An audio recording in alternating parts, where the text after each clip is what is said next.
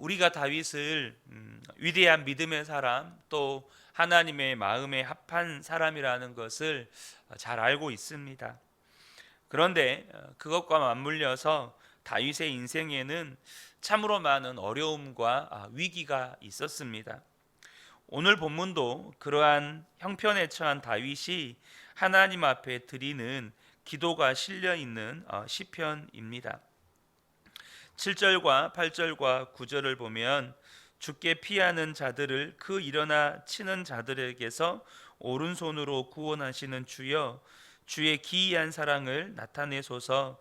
나를 눈동자같이 지키시고 주의 날개 그늘 아래 감추사 내 앞에서 나를 압제하는 악인들과 나의 목숨을 노리는 원수들에게서 벗어나게 하소서. 이 다윗의 기도를 보면 우리가 짐작해 볼 수 있는 것이, 지금 다윗이 하나님 앞에 기도하고 있는 지금 이 상황이 다윗을 대적하는 대적자들이 일어나서 다윗을 치려고 하고 있고 다윗을 압제하고 있고 또 다윗의 목숨을 노리고 있는 상황인 것을 알 수 있습니다. 아마도 지금 다윗은 다윗의 목숨을 노리는 사울과 그를 추종하는 무리들에게 지금 위협을 당하고 있는 상황인 것이죠. 더구나 지금 다윗이 목숨의 위협을 받고 있는 상황뿐만 아니라 다윗을 지금 치려고 하는 악인들의 상태는 너무나도 형통한 겁니다. 여러분, 우리가 악인들이 좀 뭔가 그 억울한 일을 당하고 또 악인들이 나중에는 그 악에 대해서 뭔가 보응을 받아야, 정말 악인이 망해야 속이 시원한 그런 게 있지 않습니까? 그런데 현재의 상황은 악인들이 지금 다윗을 노리고 목숨을 위협하는 상황일 뿐만 아니라 그런 그들이 세상에서 너무나도 승승장구하고 소위 말해서 너무 잘 나가는 거예요. 10절부터 보겠습니다. 그들의 마음은 기름에 잠겼으며 그들의 입은 교만하게 말하나이다. 이제 우리가 걸어가는 것을 그들이 애워싸서 노려보고 땅에 넘어뜨리려 하나이다. 그는 움킨 것을 찢으려 하는 사자 같으며 은밀한 곳에 엎드린 젊은 사자 같으니이다. 그러니까 사자로 비유할 만큼 지금 다윗을 압제하는 사람들은 너무나도 지금 기세가, 그 위세가 등등한 거예요. 그리고 14절에 보면 그들은 주의 제물로, 14절 하반절입니다. 그들은 주의 제물로 배를 채우고 자녀로 만족하고 그들의 남은 산업을 그들의 어린 아이들에게 물려주는 자니이다. 심지어 그 자신들이 등에 업은 이 위세가 얼마나 대단했던지 이제는 자신들이 먹고 누릴 것으로 끝나지 않고 자녀들에게까지 물려주어서 자녀들조차도 지금 기세등등하게 살아가는 거예요. 내 자녀는 지금 오늘 내일, 오늘 살지 내일 살지, 오늘이 살 날이 전부인지 알지도 못하는 상황인데 악인들은 그 자녀들까지 기세등등합니다. 우리는 일상의 삶에서 이러한 모습들을 종종 접하게 됩니다. 예수를 믿지 않는 사람들의 형통, 교만하게 내뱉는 말들, 그들이 가난하고 힘없는 사회적인 약자들을 넘어뜨리고 자기들의 배를 채울 뿐만 아니라 그 자녀들에게까지 그들이 가지고 있는 권세와 또 유산을 물려주는 거죠. 그러니까 그 2세, 3세들은 정말 안하무인격으로 사람 목숨, 파리 목숨으로 여기면서 살아가는 모습들을 우리는 종종 보게 됩니다. 여러분, 우리나라 같은 경우에 당장 독립유공자의 후손들 가운데 참으로 힘들게 어렵게 살아가는 분들 많죠. 그런데 과거에 친일 후손들 중에는 너무나도 강력한 부를 축적하고 여전히 자신들의 어떤 부와 소유를 계속해서 기득권을 유지하기 위해서 정치, 경제, 법조계를 뒤흔드는 그런 사람들이 있다라고 이야기하죠. 과거 심지어 독재 정권 시절에 권력을 유지하기 위해서 반대 세력들은 공산주의자로 몰아가던 그런 시절이 있었죠. 그 시절에 일반 시민들 가운데 간첩으로 누명을 쓰고 수십 년, 20년, 30년 이렇게 옥살이를 하고 그 세월이 지나서 누명이 밝혀진 분들도 있습니다. 그냥 자신에게 주어진 삶에서 성실히 살아갔을 뿐인데 어느 순간 간첩이 돼 있는 거예요. 아무리 아니라고 외쳐도 이미 그 시대의 간첩으로 낙인 찍히면 어제까지 정말로 친구였던 사람들이 다 등 돌리던 시절 아니었습니까? 근데 누명이 밝혀지고 나니까 머리는 하얘진 할아버지가 되어 있는 거죠. 여러분, 세상이 참으로 불의해 보일 때가 있습니다. 오늘 본문의 다윗은 그 불의함이 지금 자기에게 닥친 겁니다. 악인들이 자기를 둘러싸고 있고 오히려 그 악인들은 너무나도 기세등등하고 형통하고 그 자녀들까지 너무나도 지금 잘 되고 있는 상황이에요. 그런데 오늘 본문의 다윗은 하나님 앞에 기도합니다. 그래서 여러분 성경에 보시면 이 시편 17편에 대한 설명은 다윗의 기도하고 끝이 납니다. 그냥 다윗의 기도예요. 저는 이 새벽에 이 시편 17편의 말씀을 통해서 다윗의 기도를 통해서 함께 기도를 배우기를 원합니다. 다윗의 기도가 어떤 기도였습니까? 사실 하나님께서 주신 것들 가운데 굉장히 많은 것들을 나눌 수 있는데 세 가지만 축약해서 함께 이 새벽에 나누었으면 좋겠습니다. 다윗의 기도는 첫 번째가 뭐냐면 마음이 정직한 기도였다는 것입니다. 1절을 보겠습니다. 여호와여 의의 호소를 들으소서, 나의 울부짖음에 주의하소서, 거짓되지 아니한 입술에서 나오는 나의 기도에 귀를 기울이소서. 다윗의 기도의 시작은 지금 다윗이 자신의 기도에 대해서 뭐라고 이야기하냐면 거짓되지 아니한 입술에서 나오는 나의 기도에 귀를 기울이소서라고 주님께 호소를 합니다.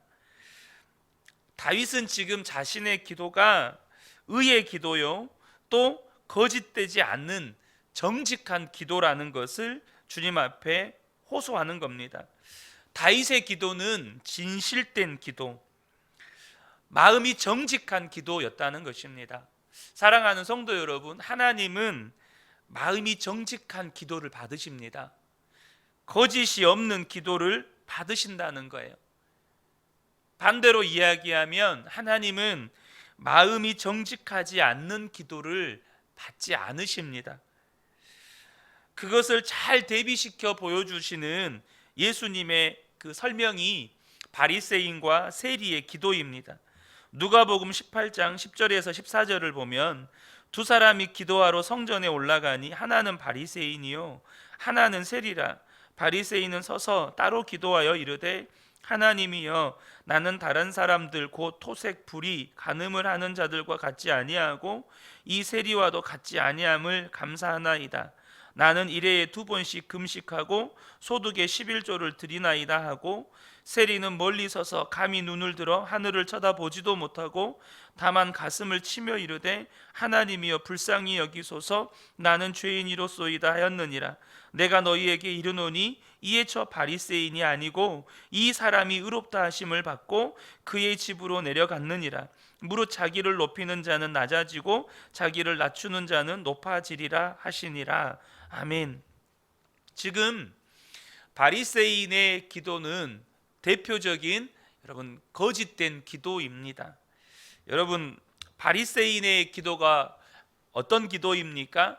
그 속에 자신의 속 마음은 감추어 두고 이빨린 말로만 하는 기도입니다. 바리새인 안에는 어떤 마음이 있습니까? 여전히 높아지고 싶어하는 마음이 있습니다. 사람들에게 인정받고 싶어하는 마음이 있습니다. 계속해서 자신이 소유한 이 기득권을 계속해서 유지하고 싶은 마음이 있습니다. 그런데 바리새인은 그 모든 마음은 감추고 하나님이 기뻐하실 것 같은 정말 달콤한 말들, 교과서적인 말들, 우리가 소위 믿음의 사람이 갖추어야 할 덕목이라고 하는 그러한 말들만 열심히 기도의 말로 내뱉고 있습니다. 그런데 반면 세리는 어떻습니까? 자신 안에 있는, 자신 속에 있는 더러운 것을 있는 그대로 다 고백하지도 못해서 한마디로 요약합니다. 주님, 나는 죄인입니다. 여러분, 우리가 주님 앞에 기도할 때요, 주님 앞에 기도할 때 내 속에 더러운 마음을 감추고, 그리고 이빨린 말로, 정말로 믿음의 사람들이 하는 그런 믿음의 덕목들이라고 하는 말들을 아무리 기도해도 그거 하나님이 안 들으십니다. 무슨 말입니까? 내 안에 여전히 누군가를 미워하는 마음이 있어요. 그런데 여전히 주님, 내 안에서 내가 원하는 기도의 제목들, 믿음의 기도의 제목들인 것 같은 그 기도의 제목들을 가지고 기도해요. 그 하나님 안 들으신다는 겁니다. 내가 누군가를 미워하는 마음이 있다면, 주님, 내가 이 사람이 미워서 미치겠습니다. 용서하려고 하는데 용서가 안 됩니다. 차라리 저 사람 저주받았으면 좋겠습니다. 주님이 이 기도를 받으신다는 겁니다. 여러분, 다윗의 기도를 보면 오늘 시편 17편 나중에 또 나누게 될 겁니다. 다윗의 기도 가운데는요, 이게 기도인지 아니면 저주인지 분간이 안 될 만큼 악한 말을 내뱉는 기도가 있습니다. 주님, 그 악인이 멸망당했으면 좋겠습니다. 그 자녀들은 정말로 길거리에 돌아다니는 거지가 됐으면 좋겠습니다. 구걸할 때 누구 한 사람, 그 자녀들은 돕는 사람도 없었으면 좋겠습니다. 이런 기도를 내뱉습니다. 근데 주님이 그걸 성경에다 기록해 놓습니다. 무슨 말입니까? 정직한 기도라는 겁니다. 내 속에 있는 그 더러운 것들을 주님 앞에 다 내려놓는 겁니다. 다 고백하는 겁니다. 사랑하는 성도 여러분, 주님은 정직한 기도를 받으십니다. 마음이 정직한 기도를 받으세요. 내 속에 온갖 더러운 것들 다 그대로 담아놓고 여전히 믿음 있는 척, 주님, 내가 이런 삶을 살게 해주십시오. 주님, 내가 이렇게 거룩하고 순결하게 해주십시오. 여러분, 그것은 여러분 마음이 정직하지 못한 기도라는 거예요. 심지어 2절과 3절을 보면 다윗의 마음의 정직함에 대한 담대함이 엿보입니다. 주께서 나를 판단하시며 주의 눈으로 공평함을 살피소서. 주께서 내 마음을 시험하시고 밤에 내게 오시어 나를 감찰하셨으나 흠을 찾지 못하셨사오니 내가 결심하고 입으로 범죄하지 아니하리이다. 사랑하는 성도 여러분, 사람이 죄를 안 짓고 살 수 있을까요? 여러분, 예수 안에서 죄를 안 짓고 살 수 있습니다. 예수 안에서 죄를 안 짓고 살 수 있어요. 다윗은 자신 안에 있는 더러움을 주님 앞에 다 고백했습니다. 그리고 그 죄가 사함받았다는 것도 믿습니다. 혹 넘어지면 또 그 죄 가지고 주님 앞에 나아갑니다. 그러니까 다윗이 주님 앞에 뭐라고 고백합니까? 주님께서 나를 감찰하셨으나 흠을 찾지 못하셨사오니, 자신에게 흠이 없다는 말이 아닙니다. 계속해서 자신 안에 있는 더러운 것들을 주님 앞에 다 고백한 겁니다. 주님 앞에 가지고 나아가는 거예요. 사랑하는 성도 여러분, 저와 여러분의 기도가 마음이 정직한 기도가 되시기를 축복합니다. 두 번째는 말씀의 순종이 뒷받침된 기도였다는 겁니다. 4절과 5절을 보면 사람의 행사로 논하면 나는 주의 입술의 말씀을 따라 스스로 삼가하서 포악한 자의 길을 가지 아니하였사오며 나의 걸음이 주의 길을 굳게 지키고 실족하지 아니하였나이다. 다윗의 기도는요, 말씀의 순종이 뒷받침된 기도였다는 것입니다. 그 말은 다윗 안에는 항상 하나님을 향한 사랑으로 충만했다는 것입니다. 다윗이 항상 하나님과 친밀한 사귐 속에서 살았다는 말입니다. 여러분, 말씀에 대한 순종은 하나님에 대한 사랑을 나타냅니다. 요한복음 14장 15절에 너희가 나를 사랑하면 나의 계명을 지키리라. 다윗이 말씀의 순종이 뒷받침된 기도였다라는 말을 다른 말로 바꾸면 하나님에 대한 충만한 사랑으로 드려진 기도였다는 겁니다. 여러분, 주님이 이런 말씀을 하세요. 잠언 28장 9절에 사람이 귀를 돌려 율법을 듣지 아니하면 그의 기도도 가증하니라. 여러분, 말씀에 순종이 없는 기도는 가증한 겁니다. 여러분, 우리가 그렇잖아요. 소위 말해서 사기꾼들, 실제로 그 여인을 사랑하는 마음이 없어요. 그런데 계속해서 달콤한 말을 속삭이죠. 그게 뭡니까? 가증한 겁니다. 우리가 하나님이 듣기 좋은 말로 기도의 제물을 올려드려도 우리의 삶에 말씀에 순종이 뒷받침되지 않는다면 하나님의 사랑이 없는, 여러분, 이빨린 말인 겁니다. 이 아침에 말씀이 조금 너무 직설적인지도 모르겠습니다. 그러나 사랑하는 성도 여러분, 하나님이 받으시는 기도는 하나님에 대한 사랑의 충만으로 드려지는 기도입니다. 다시 말하면 말씀의 순종이 뒷받침된 기도인 것입니다. 세 번째로는 주님 한 분만으로 만족한 기도였습니다.